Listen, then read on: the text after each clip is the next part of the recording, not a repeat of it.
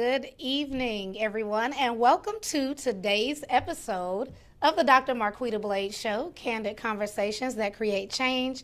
I am Dr. Blades, and I'm super excited to be joined today by Principal Sean Hurt. Sean Hurt has served in education for over 15 years. Sean earned his bachelor's degree from St. Mary's College, Master's of Arts degree from Marygrove College, and Educational Specialist certification from Western Michigan University. Mr. Hurt has spoken at many national conferences over the years with a strong focus on school turnaround and increasing student achievement in inner city schools. Mr. Sean Hurt is currently the principal of Inkster Preparatory Academy. As a school turnaround specialist, Mr. Hurt has a laser focus on student achievement and transforming school culture. As a result, Sean has had an average score of 1.5 years growth in math and 1.6 years growth in reading over the past 7 years at each school in which he has been a turnaround principal. Sean has been a turnaround specialist since 2010 and has impacted over thousands of students during his career. He is currently working on a data analysis model that will help schools increase the average growth in math and reading by 2 years based on MAP, which is currently used in many school districts. Everyone who's viewing at home, please help me welcome Principal Sean Hurt. Thank you for having me, Dr. Blaze. Thank you for having me on your show. Well, it's my honor to have you. I have lots of questions, and I saw the engagement on Facebook today. People were excited to hear what you have to share, so we are going to get right into this interview. Principal Hurt, I want to start by asking you, did you always aspire to become an educator? No, what, to be honest with you, I did not aspire to be an educator. When I was in school, say my junior year, I had a business. I was on track to obtain my degree in business, and then I did an intern working with a preschool. And then my last day as a teacher or doing my intern or working at this preschool, the lady who owned the preschool stopped me and said, "Noah, one day you're going to really change education." Wow. So I said, "Real?" I said, "But I'm a business degree. I don't want to get an education. That's not my thing." And then when I came back to school my junior year, my counselor said, "Well, what did you do?" I said, "I was working at a preschool. I loved it. I enjoyed it." And then that's when she said, "Well, why don't you change your major from business to education? I see that you really like working with kids. I see your passion. Inner city schools need you. So why don't you change?" So that's kind of how I got started in education. Wow. I asked that because I've noticed a trend with some of the nation's top educators is that most of you did not start out in education. So I was interested to know if the same applied to you, Principal Hurt. Now, explain to everyone what data-driven instruction looks like, because we hear that term a lot in education, but I think some people don't really understand it at its core. Data-driven instruction is really just looking at your data, whether it's attendance, whether it's your school data, whether it's your surveys that you give the parents, whatever it is, to really look at it in a very concrete way and use that data to really drive your instruction as a classroom teacher first, but also as a principal to make proper decisions. A lot of times what we do, Dr. Blades, is that we just kind of just do things because we've been doing it for 20, 30, 40 years, and there's no reason why we're doing it. But if you really look at schools all across the world, and then you see exactly what are 2 or 3 things that they'll do, the first thing that they'll say is that we look at our data and we use data to drive our day-to-day decision makers. The other thing is that data doesn't have an opinion. Either the data is moving in the right direction or is moving in the wrong direction. So like a lot of times when you look at data, it tells you exactly where you need to pinpoint your resources, your money, your time, your energy, things of that nature. So when I started to look at it like that, that's when I saw all of the schools that I've been a principal over just really go to the next level and get the achievement that I have always desired. I like what you said about data not having an opinion. Because so many times we get caught up as educators in some of our instructional biases, and we base decisions, instructional decisions, on what a student has previously been able to do or what they have not previously been able to do. But if we're basing it strictly on the numbers, then we know that those are sound decisions that we're making. Now, in your building, you have what you call an all hands on deck approach. Can you tell us who is involved during this time, and then what exactly are they doing? Well, no, what that came up about 7 years ago, and then if you are an educator, you know that there's a thing called push out, when you take the kids out of the classroom and you'll work with them one on one and things of that nature. Mm-hmm. So about 7 years ago, I had a teacher. And they said, Mr. Hurt, why is the teachers taking one of the kids out when we have about 3 or 4 kids that's kind of at the same level? I said, well, why don't we just put that teacher in the classroom and help you to deliver that instruction? So we tried it, and then for a whole hour, it was this really good instruction. I said, man, this thing's worked. So then I had looked around. I said, know what? I have a lot of people, like even myself, my assistant principal, my curriculum specialist, we were always pushed out. And I said, what if it looked like from, say, 8 to 11 o'clock? Those are times that we have our math and our English blocks. What if every living person that's walking in the building will push into the classroom and help with the delivery of instruction? So imagine this, Dr. Blades, you're a teacher at my school, and then for 2 to 3 hours, you have 1 or 2 additional adults in that classroom helping out with your reading instruction. So that means every kid in that classroom will be touched for at least 2 hours. That means I can take 3 or 4 kids and go in the corner and work with them, and it ties back into the data now. We talk about data-driven instruction to work on those skills that's low. I can work on kids that's high. So it's just a really good concept that I've been using for the last 7 years, and it helps out tremendously.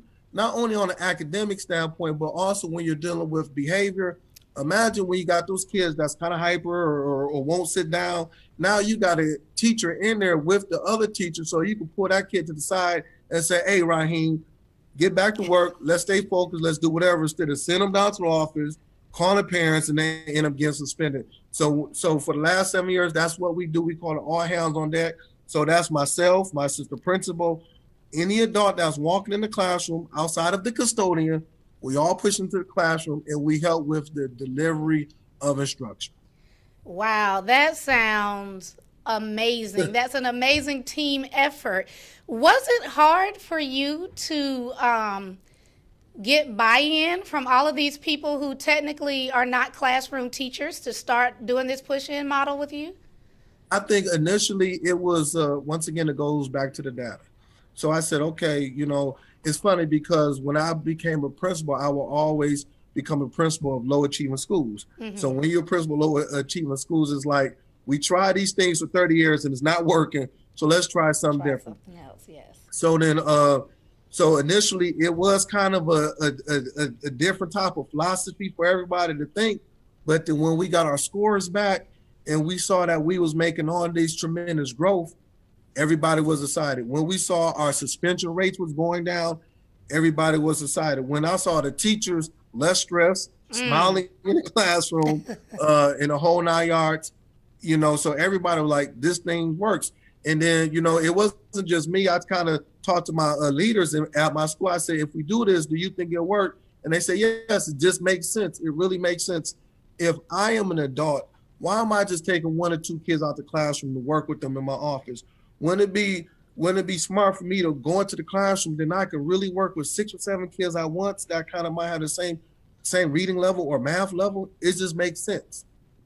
Wow, it does make sense. And I'm sitting here now wondering why aren't more people doing it? Well, I just think that, Mrs. Blades, when you've been doing things for 50, 60 years, then when you do something different, it might be, a lot of people might feel like it's a shock or something like that, but it's not a shock, And then when you really have the kids' best interest at hand, then that's when you look at it and say, okay, this is what we really need to do.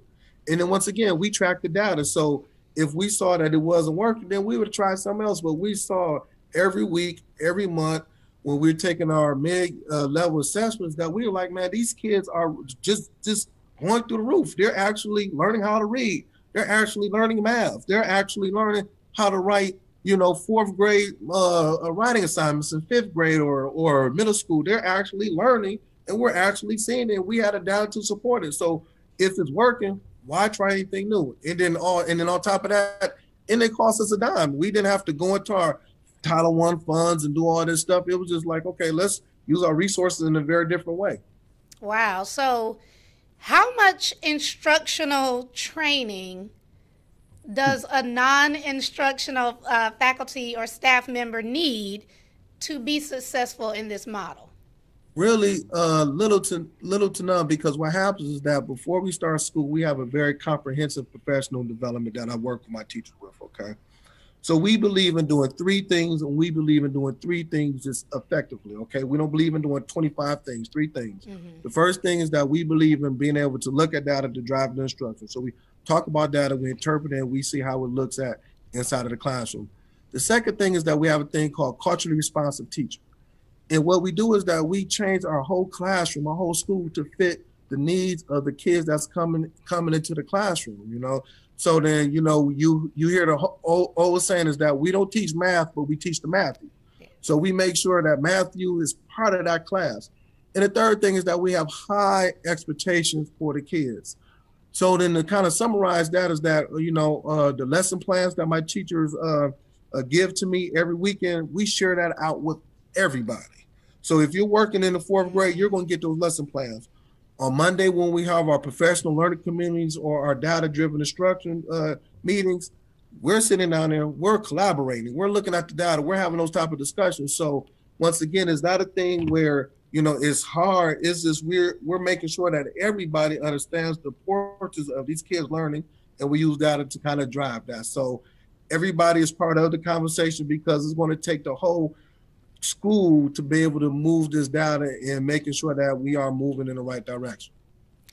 So the word that comes to mind for me is just intentional. It sounds like everything you do is intentional. I want to take a moment to recognize some of the comments that we're getting from our live Facebook feed. Oh, wow. Yes. Yolanda Keaton, who is out in Arkansas, says that cultural competency is essential. Carletta Counts, very intentional teaching. Dr. Alondra Napper says, we did the same thing at our school when I was the principal, data-driven instruction, and believing in your students. That's what works. We have several of our colleagues who are watching right now. Principal Kafele is watching, even though he is on vacation. Dr. William Flip Clay is watching. The magical teacher, Carlonda Williams, is watching with us right now. Naquetta Alford is watching. She is in Philly. So thank you all for tuning in. If you have not shared this broadcast yet, please do. Principal Hurt has dropped some nuggets on us, and he's going to drop even more. So we're going to continue.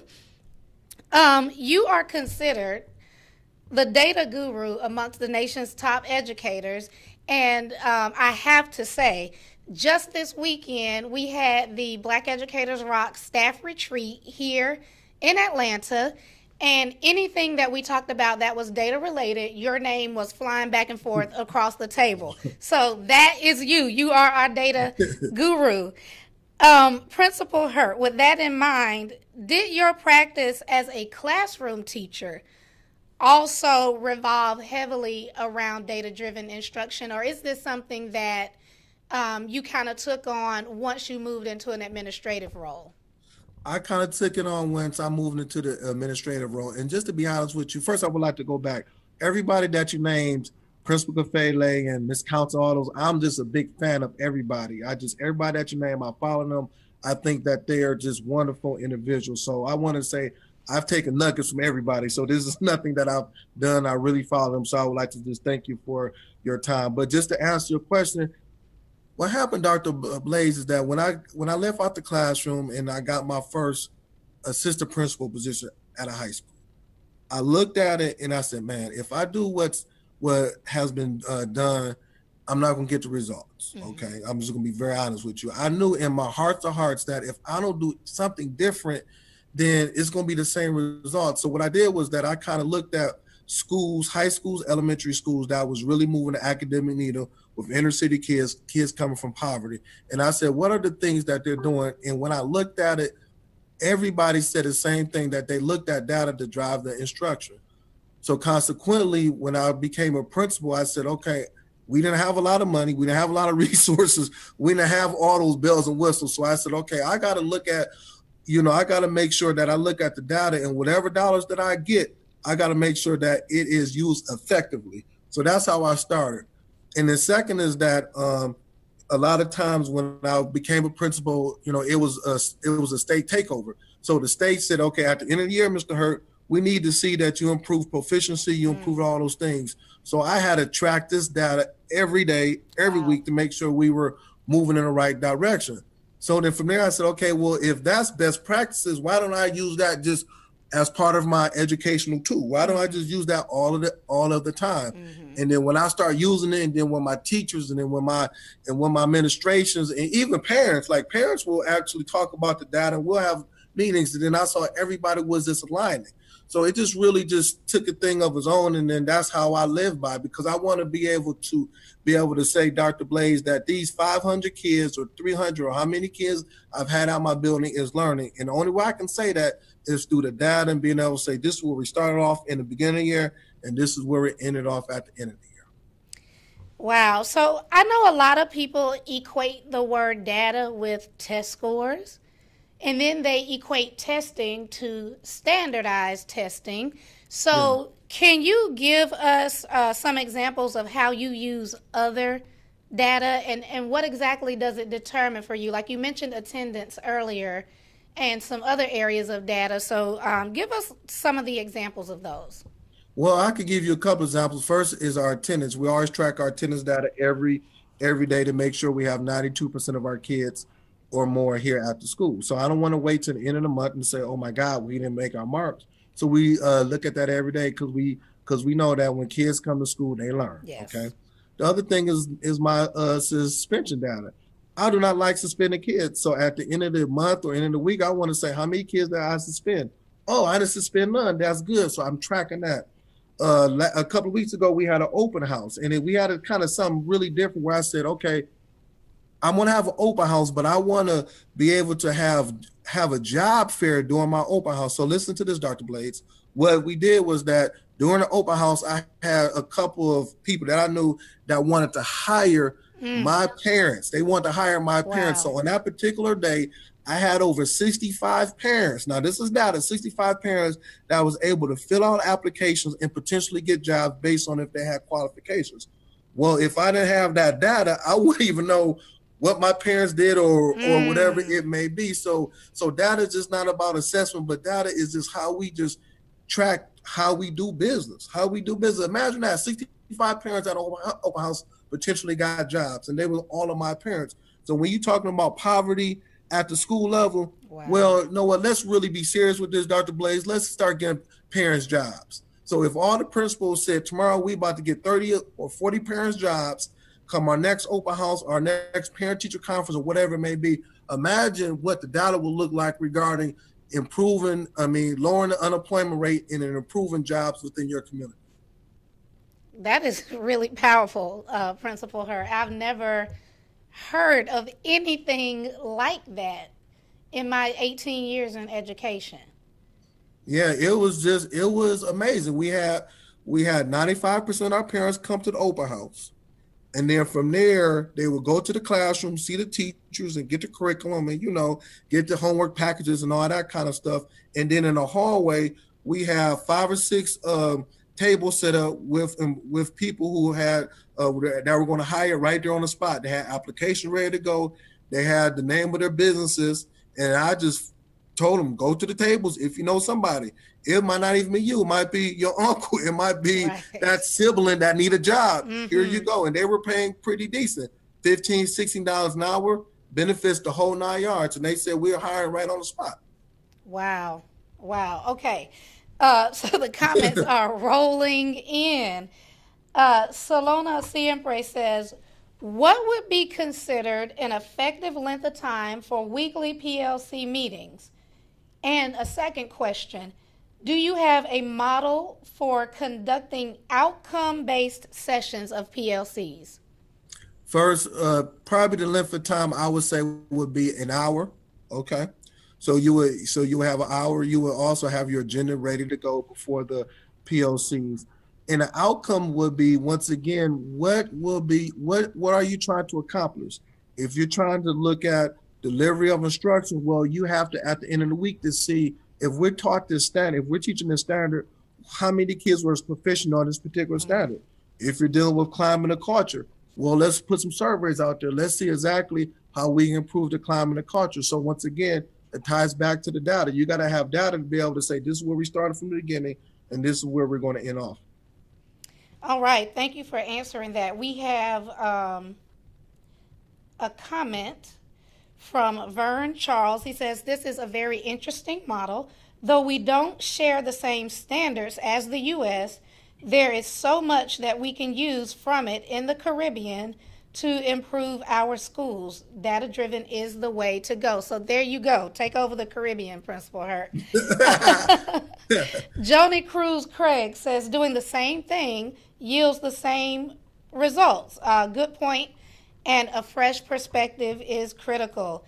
Yeah, this is an excellent conversation. So we have another question, also from Joni Cruz Craig. Just wondering, how many school leaders dig deep into data and truly understand it to create a strategic plan to move their schools forward? So you may not know what every school is doing, but I know that amongst your colleagues where you are, do you have some type of idea of how many people take the same approach as you?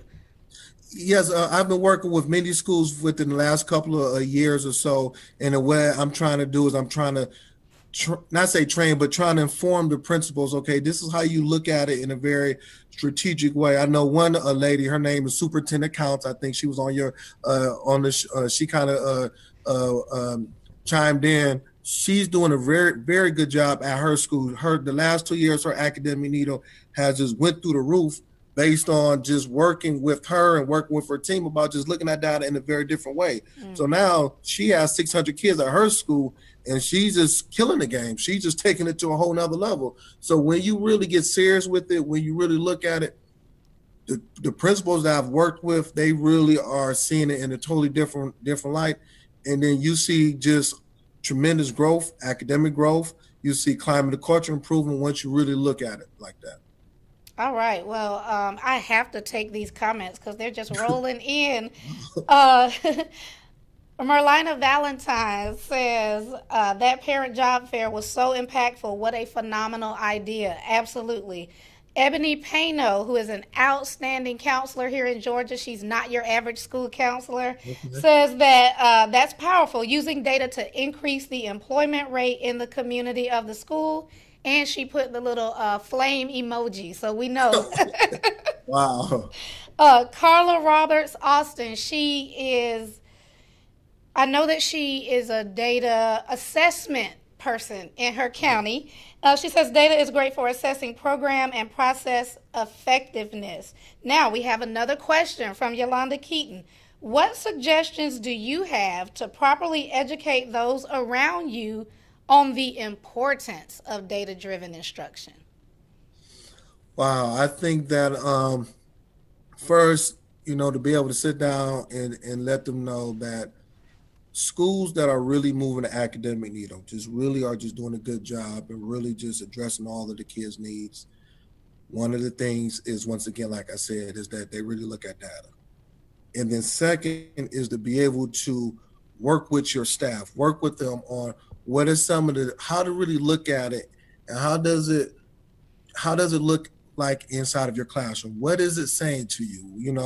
Because all data is not good data, so you really want to chunk it into a way where we're not going to give you everything, but let's be proficient on 2 or 3 pieces of information that can help you inside of your classroom.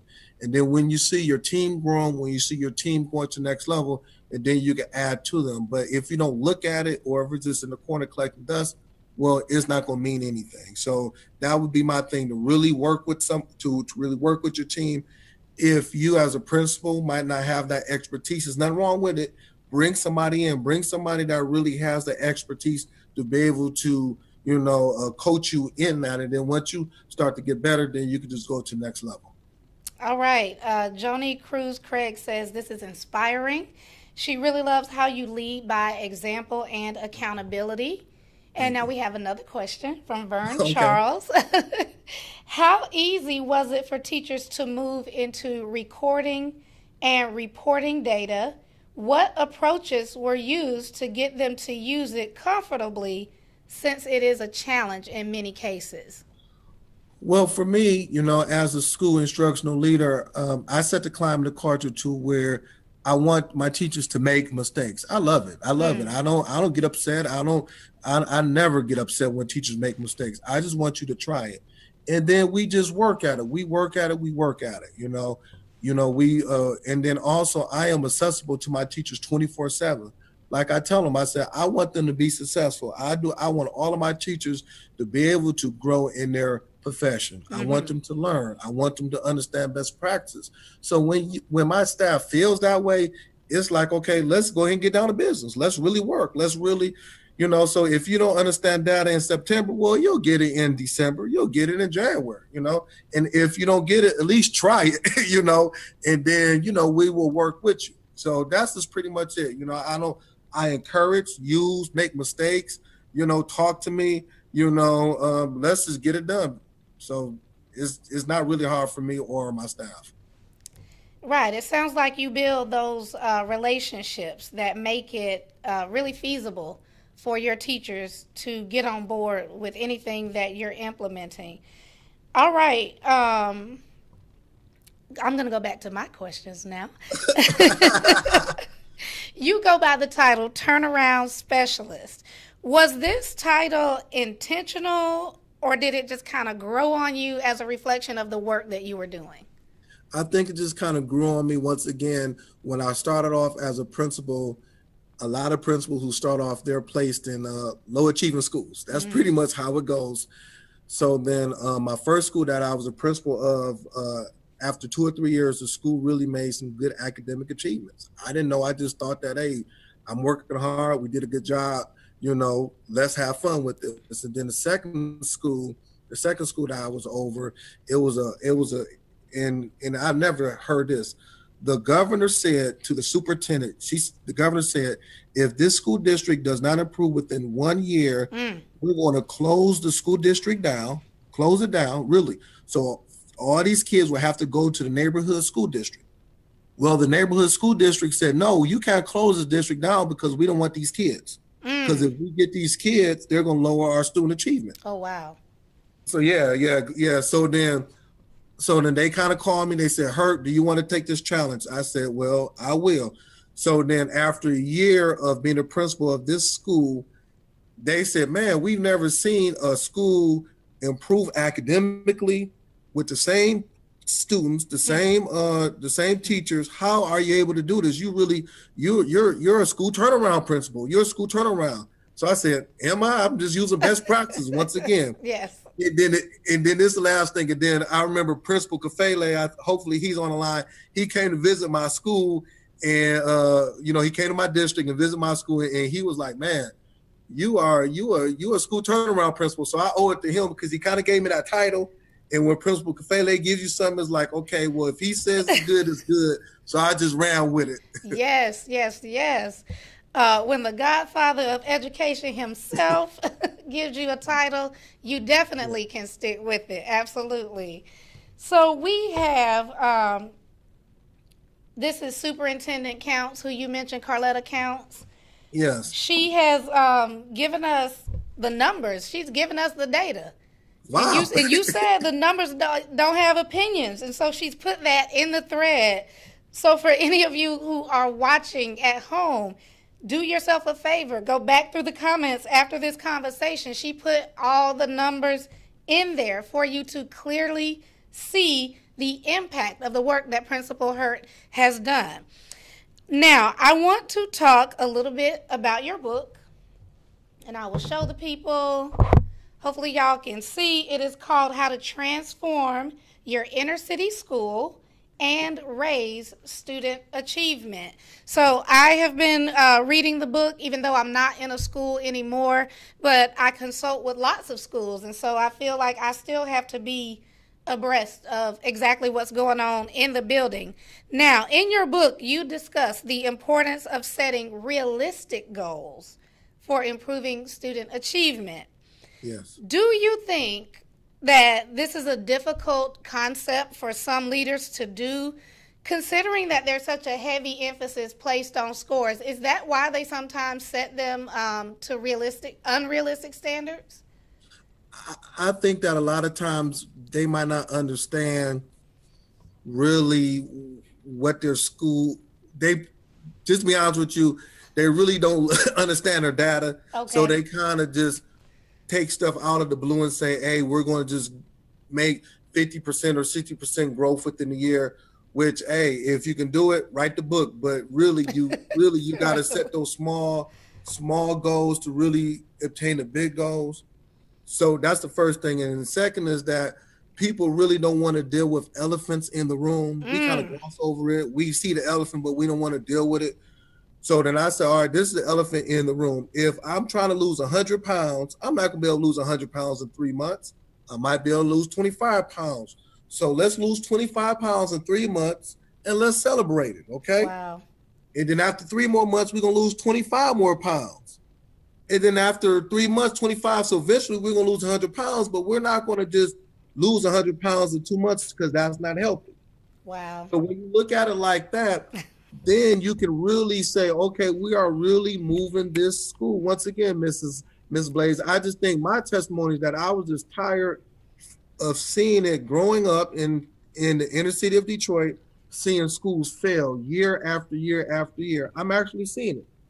And then now I'm an educator, and I'm like, I see it as I'm older. Mm-hmm. So 50, 60 years, schools have been failing, and I'm like, what are we going to do to change it? Well, who's going to say, okay, let's do something different. Let's try a different approach. If it doesn't work, it's not going to be it's going to be the same thing that we've done 60 years ago. So that's where I'm like, okay, let's change this whole thing, because if we do it, we'll have schools all over the world educating these kids. And instead of schools potentially sending kids to jail, which I'm seeing, now I'll be very honest, mm-hmm. we could be sending hundreds of thousands of kids to college. Wow. If we just change our approach. Wow. I'm just completely blown away right now. And the numbers just keep coming. Like, she's putting all this data on here. She is spilling all the tea, as they say, all the data tea. No. All right. You have a very strong culture in your building. You know, you talked about your all hands on deck. You talked about allowing your teachers the room to make mistakes and to kind of grow into being comfortable with the systems that you have in place. What happens if and when you have turnover, and how hard or how easy is it to get a new teacher to come on board and to get with the program? I think, first of all, you know, I do have a lot of turnover, and for me, I love it, just to be honest with you, because this is why many of my teachers that are leaving my building, they're getting promotions within the district or within our network. So then, like, a lot of my teachers, now they're curriculum specialists or the reading specialists, or they went from reading specialists to principals. So they're just moving up through the ladder. So I believe in, hey, if you teaching and if you have the desire to leave out that classroom, I'm gonna support you 110% first. So I just love it. The second thing is that, once again, we just have, I call it the climate of culture that we have in place to really deal with anybody that comes into our school. We don't do a lot of things. We just do, like I said, 3 things, and we do it good. And we do that consistently throughout the year. So we're constantly training. I have my mentor teachers. Once my new teachers come in, hey, they will embrace them. They'll say, this is how we do it, and this is the best practices. And then they're training. They're helping out in the things of that nature. So it's very easy for anybody to come into our school, and if they have the will. So now we're going to deal with skill and will, Dr. Blades. Yes. If they have the will, we can teach the skill. You understand? Yes. You know, But if you don't have the will, we can't teach the skill. So as long as you got the will, you're good. We're going to wrap you. We're going to give you best practices. We're going to make you successful. And then from there, like I tell all of my teachers, I want you to grow in whatever you want to do, because we got to get the next group of teachers up in here to be able to get into them classrooms and teach and learn and things of that nature. Wow. Wow. Okay. Last weekend, I spoke at the National Black Male Educators Convening, and I'm not a black male, but it was amazing for me. So I can only imagine what Yes. it's like for you all. I know that you were there for the inaugural convening. Can Yes. you share with us what that experience was like from the perspective of a black male educator, which is almost considered to be a unicorn nowadays? Yes, yes. Well, when I went, it was just phenomenal just to see, I would say close to 2 or 3 thousand Black educators in one room, one building, sharing expertise, giving testimonies how they were growing up, talking about, the positive things of being a teachers or educator and the things that we need to look at. One of the things that we talked about was that, okay, it's not good for us as to make it. We got to go back and we got to reach 3 or 4 other people, 3 or 4 other brothers. So then now we're talking about, okay, it's just not going to the job fairs, but what are we doing at the high school level or even the elementary, middle school level to talk about, hey, we need you to become teachers. It's funny because, like, my wife would tell you, wherever I go, if you're a black male, I'm coming up to you like, hey, you want to get into education? Do you want to come and sub in my building? Hey, let's sit down. Let me mentor you. Let me tell you about the positive things. So if more of us will do that, then we can get more of them inside of the classrooms, inside of these schools, and it just has a positive impact overall on education. So that was something it just blew my mind. It really did. Yeah, I was totally moved by that experience. Now, Principal Hurt, I just want to know, what are you reading right now? What's on your reading list? Wow, I'm gonna be honest with you. I'm reading, and I don't want to just not name. I'm reading Principal Kafele's books. He just came out with a new one that I'm loving. I'm reading Dr. Valentine's materials. I'm reading Anthony Muhammad, Dr. Koo. I got all of his stuff up in my office. Dr. Flip. So I'm just reading everything that I can get my hand on because I understand is that they have a testimony and they are really doing some good work. So I'm just reading everything that's dealing with inner city education. But those are some of the good ones that I've read and I am reading, and I'm also will stay abreast on all the current issues. Isn't it amazing when your reading list is full of your colleagues that you know in person? I just think Well, that's no way. amazing. It's funny because, like, I'm a type of person where I want to see the person and I'm like, oh my God, they're actually doing the work. So Yes. I want to read their book and get all the information from them because I know that they're actually doing the work. They're actually waking up at 3 or 4 o'clock in the morning and studying. They're actually flying all across the country. They're actually doing the work. So I'm big fans of them. Just like I'm a big fans of you, Dr. Blades. I love your show. I'm like taking notes every Sunday. Like, my God, she's just out there just doing a good job. So, hey, I just try to just help my colleagues and study their materials and see what I can take it back to my school. It's funny. Let me just say this. Last week, I was speaking to 2 of my teachers, and I actually told them, I said, know what? It's a lady named Dr. Blades. And if you really want to go to that next level, look at her Facebook, look at her web, look at her stuff, because she's really taking this thing to the next level. And I was bragging about you to my teachers like last week.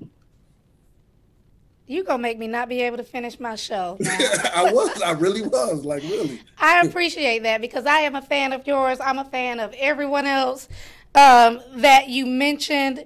And for me, I just think it's incredible that so many of you all, the top educators in the nation, and you are a network and you support each other and we build upon each other's work and we can reach out to each other for advice. And that is just mind blowing. And for anyone coming into this profession, I think this is what they need to see, and they need to understand that we have all the resources within the profession that we need if we just learn how to collaborate more and lean on each other more. No, it's funny, Dr. Blaze. When I first got an education, when I would attend the professional developments, I would get frustrated because I would say the people that's giving us these professional developments did not look like me first. Mm-hmm.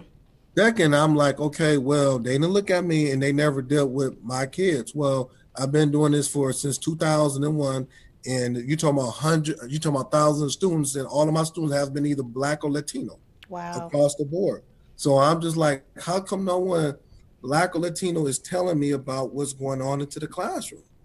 This is me as a young fellow. So I'm like, okay, as I get older, when I get into this position, I'm going to be able to bring in people that look like me, that can be able to internalize what's taking place in these inner city schools and be able to help my teachers out instead of spending all this money and my teachers are leaving out like, oh, I didn't really get nothing. That's a waste of money and resources. Now, see, that's a whole nother show that we could do just on that alone. So, Principal Hurt, I want to thank you for taking the time today to have such a thorough conversation with myself and with the viewers. We've gotten so much engagement on Facebook. Really, I don't know if I typically get this many questions and comments back to back. So you really have sparked something for the viewers. Now, before I move into the last segment where I do announcements and all of that, I want you to take some time to just kind of tell us what you have coming up here in the near future and how can the viewers reach you if they need some professional development on data. Okay, I'm currently traveling all across the world. I think I'm going to be in Alabama in a couple more weeks, South Carolina, Ohio. I'm doing a workshop in Michigan. So my passion is that I want to reach as many schools as I can to help them move the academic needle. So if they would like to reach me, they can go to my email. My email address is Shawn, SHAWN, Hurt, HURT, 24@yahoo.com, or you can just go ahead and inbox me on Facebook, just friend me, and then I will respond ASAP. Or you can go to my website. My website is kind of long, so I'm going to kind of go slow with it. That's shurtschoolturnaroundspecialist.com. That's shurtschoolturnaroundspecialist.com. But if you Facebook me and or email me, I will respond within 24 hours. I would love to come to your school and really help you out, not only with data, but culture and climate, whatever you need to move that academic needle, I'm there. And y'all, the proof is in the pudding. If you go on his Facebook, you will see pictures, you'll see testimonials of the work that he is doing. It's just completely evident. So, and then he responds too. He's not one of these people who is unreachable. You inbox him, he is going to hit you back. All right. We have a question. Okay. And see, I was that teacher who loved questions, so I got to go back in, even though we were wrapping up. And this is from Melissa D. Lewis, who was my hallway buddy at the last school where I taught. Do you find that a decrease in behavior issues leads to closing of the achievement gap? It's actually two questions. How do you help a teacher who may be reaching burnout dig in and do the additional work required to get into the data and move the numbers? Woo, yes. Okay, could you give me that first question? Let me answer that first question first. Let me get to that first question. Okay, do you find that a decrease in behavior issues leads to closing the achievement gap? Yes, it does. It really does. And then once again, it goes back to the culturally responsive classrooms. When you set the classroom up to deal with the kids inside of the classroom, it will help decrease the behavior problems. Also, in addition to that, if you go on my Facebook page, and I would love every school to do this, we have pictures of all of our kids in our school up hanging from the ceiling. Yes. Okay. Yes. Now, some of them might say, well, we can't do that because the fire marshal put it up on a wall. What does that mean? That means every day the kids come into the school, they see themselves in a positive image. So for 182 days, they will see themselves smiling. That has a direct impact on how you feel about yourself first, when my teachers, now we're going to go into this burnout thing, when the teachers say, oh, I'm tired of Raheem getting on my nerves. Well, let's go in this hallway because we see Raheem smiling. Okay. So we gotta change that mental model because Raheem can become something. Okay. So I would say for all the teachers, whoever it is, if you just put pictures of those kids in the hallway, take down all the other stuff that really people don't look at, that drink milk because you can read picture and all that old stuff, take that down. Take that down. It's up in the hallway, and then boom, you will see your climate of culture go to another level, okay? Now, give me that second question, Dr. Blake. I know. Well, look, before I give you that question, I had to laugh because you keep using the name Raheem, and I don't know if you recall me making the post about a certain celebrity shading me at the airport. I'm not going to say his full name, but I'm just going to say Raheem is somewhere in there. So it just made me laugh. I remember that post. That's the name you would choose. Okay, second question. How do you help a teacher who may be reaching burnout dig in and do the additional work required to dive into the data and move the numbers? I think first, as a principal, I've seen that many times with some of my teachers. And what I do is that I will have a talk with them. I would tell them, listen, I want you to be successful. What can I do to help you out? It might be moving maybe 1 or 2 kids to another classroom because we understand, let's go back to Raheem. Raheem might be working the nerves, so I might have to take Raheem. That's the name I always use. Every time I do Raheem is my name. So we might have to take Raheem to another classroom. I might have to now have my teacher leaders, hey, could you take such and such out to dinner tonight? I might come out of my pocket and say, hey, go $40, take out to dinner. Encourage her, give her that encouragement, because they're humans too. So if you know as a teacher that you got everybody supporting you, then it's not burnout. A lot of times when teachers are burnt out, to be honest with you, they feel like they're on an island and they feel that there's no help or there's no light at the end of the tunnel. But if I can tell you that we're going to help you, there's light at the end of the tunnel. We're going to support you. You're not the only one that has been burnt out. We have other teachers that have overcome it. When you feel that way and when you know that people supporting you, you're going to eventually get over that hump. Wow. And also giving them resources. Okay, let's send them to some PDs. Let's read some books. Let's just help this person. See, Dr. Blaze, a lot of times as principals or even as teachers, we just give up on folks, and then I tell them, I say, I'm not going to give up on you because you are so vital to our success. If we're lifting the table, it's heavier if only 2 people lift it. But if I got 5 people lifting it, we can move that table to the other end of the room. So you're vital. You're very vital. So once they feel that they're vital, then usually they don't throw in the towel. They get that second win and we move forward. Wow. Well, I certainly have never been taken out to dinner when I was struggling as a teacher. Now, I want to go back to a couple of people and say, hey, y'all owe me some dinners.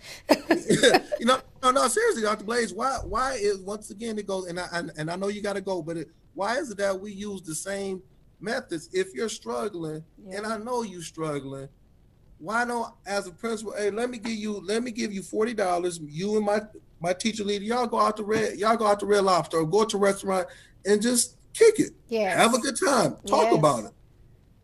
Now, wouldn't that make you feel better coming to work the next day? It certainly would, and it makes so much sense. Yeah. It really does. Sharnita Irby, Principal Irby in Alabama, wants to know exactly where you're going to be in Alabama. I'm going to be in Mobile, Alabama. I'm working with a school in the Mobile school district, and they're doing a tremendous job. So I'm going to be there, I think, on December the 6th or 7th. So if she would like for me to stop by, I sure will, or she can inbox me, and we could take it from there. All right, Principal Irby, you heard that. Now, our friend and colleague, Dr. William Flip Clay. That's my man. He says, don't hurt him. You know what? Dr. Clay is a beautiful man. I seen him speak, and his stuff is just fabulous. So once again, another person that I look on Facebook, I see the work he's doing. Yes. He's just a beautiful, beautiful person. Beautiful. He is putting in the work. Yes. Absolutely. And Vincent Taylor says, great interview. Yeah, Principal Irby says she will inbox you. Thank you very much.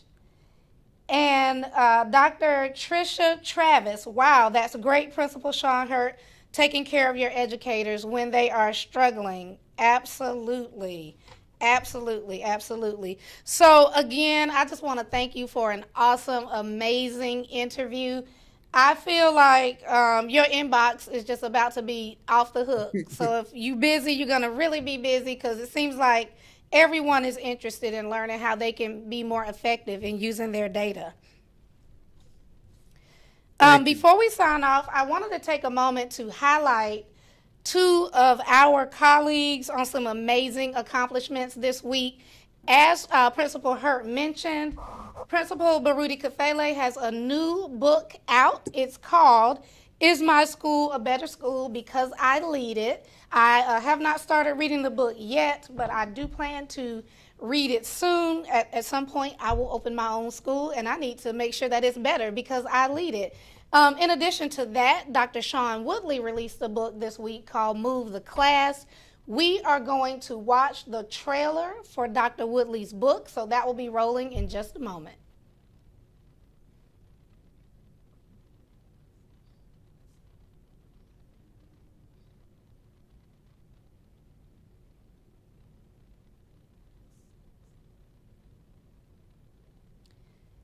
And while we wait for that to start, I would just like to say that as of this morning, Principal Kafele's book was #1 under Ed leadership, and Dr. Woodley's book was #2, so that's huge.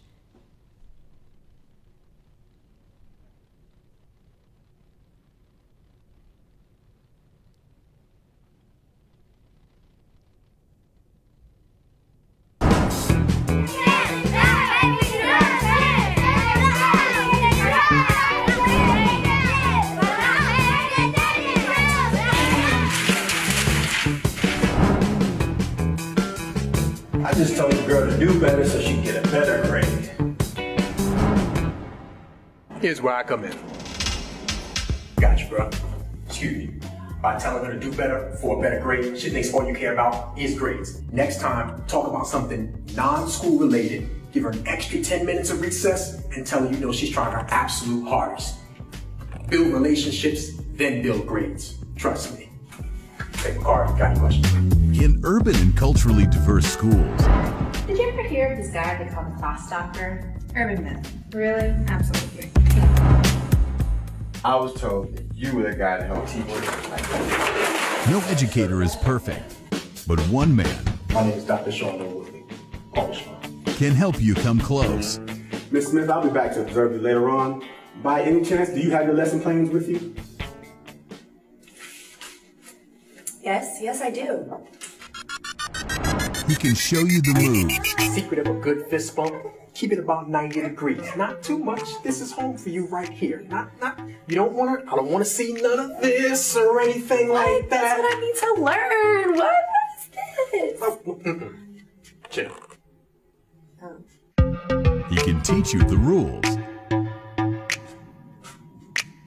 Is this really necessary? Have you seen yourself dance lately? Dr. Sean Woodley is here to help you move the class. MC means move the class. How to spark engagement and motivation in urban and culturally diverse classrooms. 10 out of 10 students will work harder for you if they believe that you actually care about them. The secret is to go 90, I go 10. Now show me the magic. Show me the magic. There. I'm trying to build a relationship. I said, you go 90, I go 10. You don't go the full.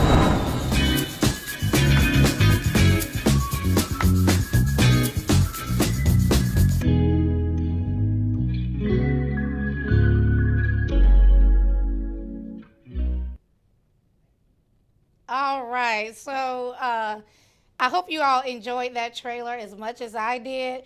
Again, Principal Kafele's book, Is My School a Better School Because I Lead It?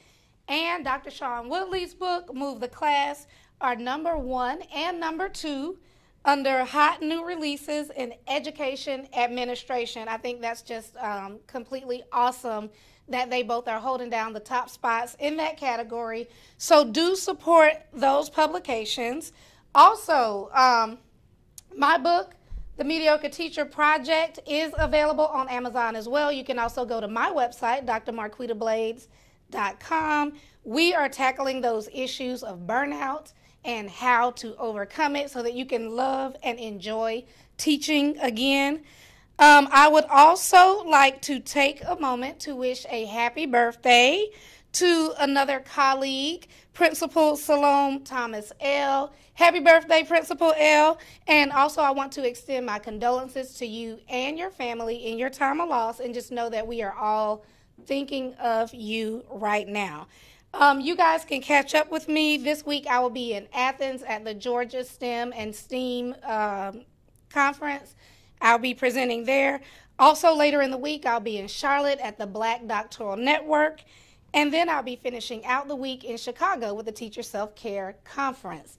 This has been another episode of the Dr. Marquita Blades Show, candid conversations that create change. Thank you again, Principal Hurt, and we will see you all next time.